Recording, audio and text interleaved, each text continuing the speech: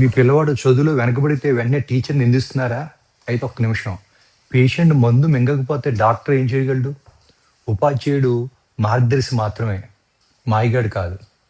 విద్యార్థికి మార్కులు తగ్గగానే అధికారుల నుండి రాజకీయ నాయకులు వరకు అందరూ ఉపాధ్యాయుడినే వేలెత్తి చూపుతారు. కానీ విద్యా వ్యవస్థ అనేది ఒక ఏకపక్ష పోరాటం కాదు. అది ఒక త్రిముఖ వ్యూహం. ఒకవైపు గురువు, రెండో వైపు విద్యార్థి, మూడో వైపు తల్లిదండ్రులు.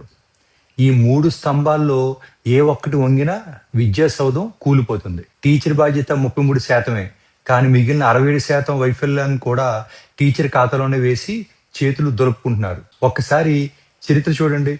ద్రోణాచార్యుడు ఒక్కడే, సిలబస్ ఒక్కటే, విద్యార్థులు 105 మంది. మరి అర్జునుడు మాత్రమే ఎందుకు మహాయోధుడయ్యాడు? మిగిలిన 104 మందిలో లోపం ఎక్కడుంది? గురువులోనా? కాదు, విద్యార్థి గ్రహణ శక్తిలో, వారి శ్రద్ధలో. కంసాల చేతికి స్వచ్ఛమైన బంగారం ఇస్తే అద్భుతమైన హారం చేస్తాడు. కానీ మట్టినిచ్చి బంగారం గొలుసు చేయి అంటే అది సైన్స్కి సాధ్యం కాదు. ఇంకా టీచర్కి ఎలా సాధ్యం? క్రమశిక్షణ లేని, మొబైల్కి బానిసైన పిల్లలను పంపి అద్భుతాలు చేయమంటే ఎలా? ఒక్కసారి లెక్కలు చూద్దాం. రోజుకి 24 గంటలు, స్కూల్లో ఉండేది కేవలం 6 గంటలు, ఇంట్లో ఉండేది 18 గంటలు.